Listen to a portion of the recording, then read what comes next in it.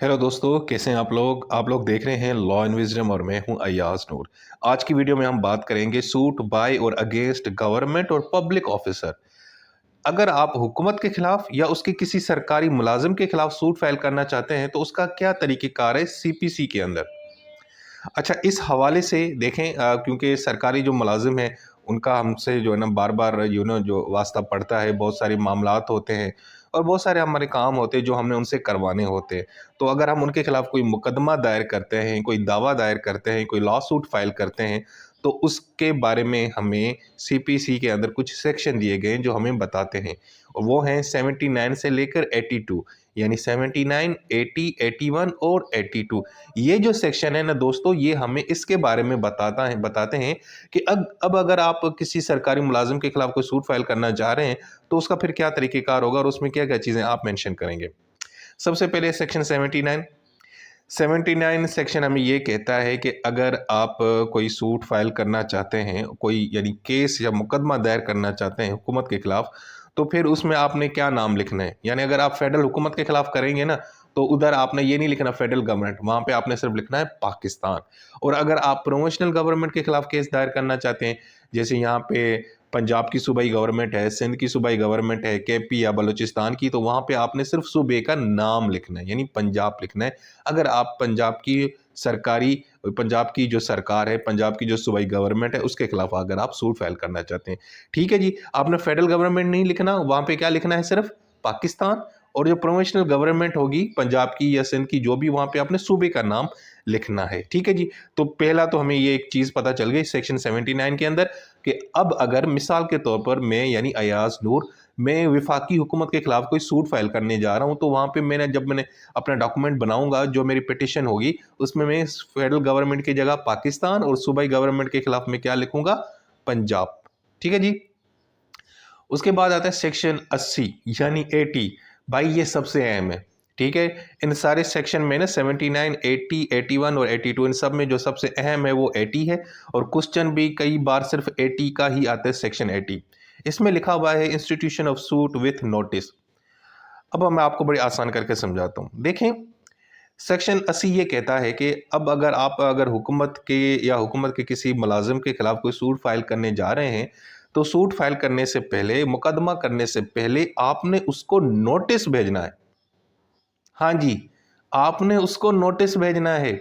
और वो जो नोटिस है ना, वो आपने मुकदमे से 2 महीने पहले भेजना है।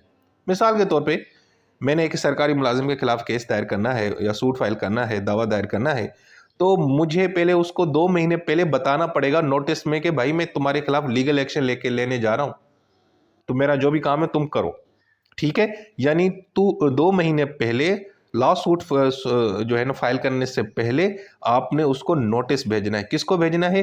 जिसके खिलाफ आप मुकदमा करने जा रहे हैं। और वो कौन होगा? जाहिर बात है हुकूमत होगी या हुकूमत का कोई मुलाजिम होगा। अब उसकी कोई वजह होगी ना, यानी मिसाल आप उससे कोई काम करवाना चाह रहे हैं और वो नहीं कर रहा सरकारी बंदा, तो फिर आप उसके खिलाफ ये इस तरह केस फाइल कर सकते हैं, लेकिन नोटिस भेजना पड़ेगा। पहले नोटिस भेजेंगे फिर केस फाइल करेंगे। और उसका टाइम होगा 2 महीने। 2 महीने के अंदर अंदर आपने जो है ना टाइम देना है उसको, ताकि वो बेचारा जो है ना आपका काम कर सके, ठीक है जी।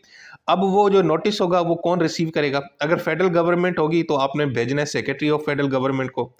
और अगर आपने रेलवे डिपार्टमेंट को भेजना है तो वहाँ पे आपने नाम लिखना है general manager of concern railway, ठीक है जी। अगर आप विफाकी हुकूमत को नोटिस भेजेंगे तो उधर तो नहीं लिखेंगे पाकिस्तान, उधर पाकिस्तान नहीं लिखना, उधर आपने secretary of government federal government लिखना है, जिसको आपने जो है ना नोटिस भेजना है, ठीक है। और अगर रेलवे का डिपार्टमेंट है तो सिर्फ जनरल मैनेजर। और इसी तरीके से अगर सूबे के अंदर हैं और नॉन रेलवे अफेयर्स हैं, तो वहाँ जो सेक्रेटरी होगा प्रोमोशनल गवर्नमेंट या डिस्ट्रिक्ट कलेक्टर होगा, उसको आपने भेजना होगा। यानी सूबे में अगर सूबे की हुकूमत को नोटिस भेजना है तो किसको भेजेंगे? Secretary of promotional government. और अगर फेडरल में भेजना है तो वो भी सेक्रेटरी ऑफ फेडरल गवर्नमेंट।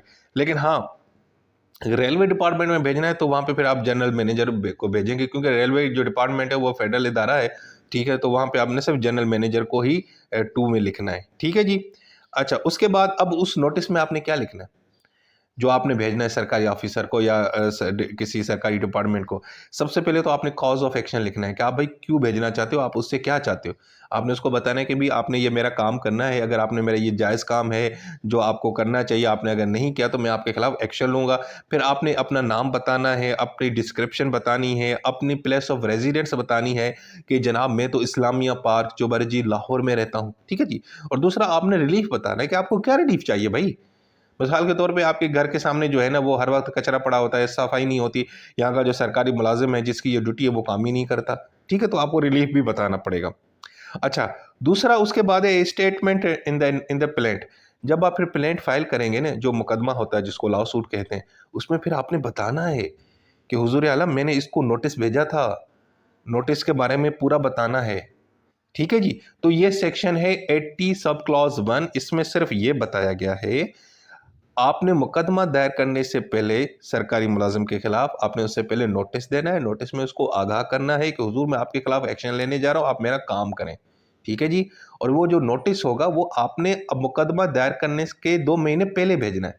यानी आपने 2 महीने बाद मुकदमा फाइल करना है तो 2 महीने पहले आपने उसको नोटिस पहले भेजना है, ठीक है। उसके बाद फिर आपने लॉ सूट फाइल करना है और फिर जो आपने मुकदमा दायर करना होगा, जो प्लेंट होगी आपकी, जो लॉ सूट होगी, उसमें फिर आपने बताना है, ये लिखना है कि जी मैंने नोटिस उसको भेजा था, ये बहुत ज़रूरी है, ठीक है।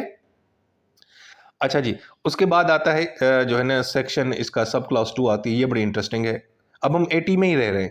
Institution of law suit without notice.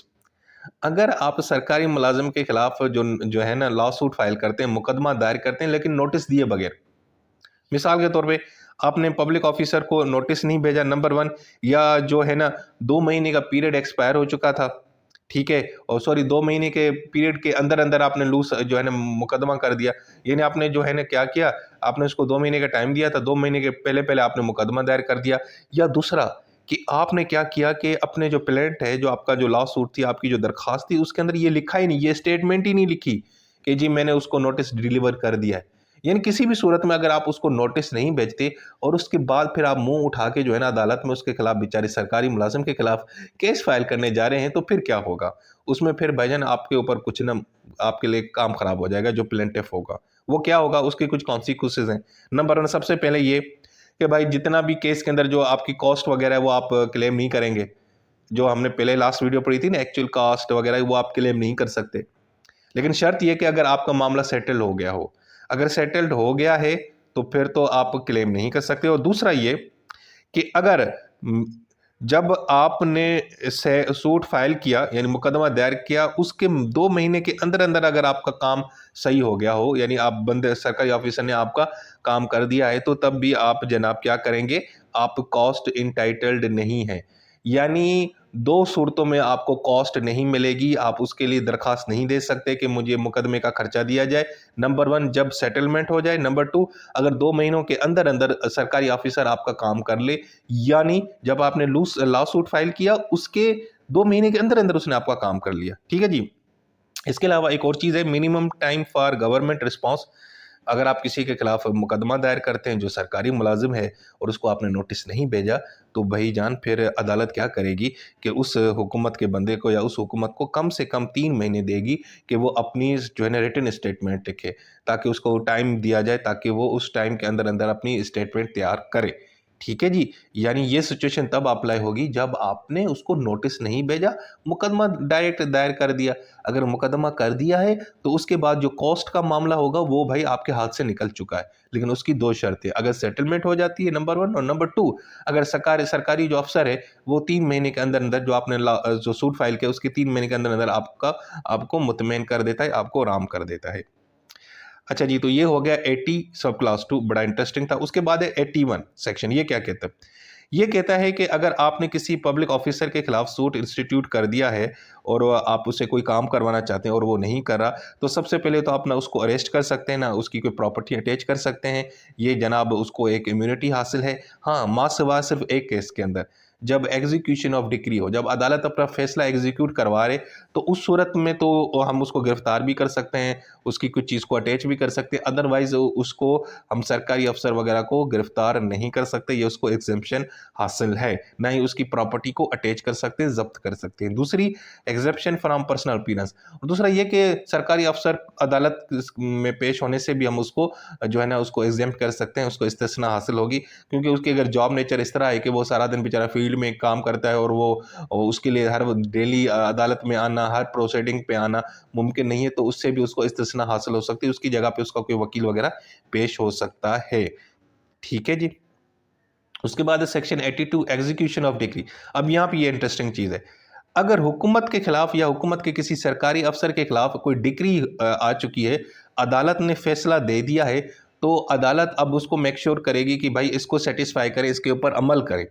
यानी मैं सरकारी अफसर हूँ, मैं एक ब्यूरोक्रेट हूँ, मैं एक कमिश्नर हूँ, और मेरे खिलाफ अदालत ने एक डिक्री इशू कर दिया, यानी मेरे खिलाफ अदालत ने एक फैसला दे दिया है, सिविल अदालत ने, तो अब उसके ऊपर अमल करना होगा। अगर मैं अमल नहीं करता तो फिर क्या होगा कि जनाब वो जो है ना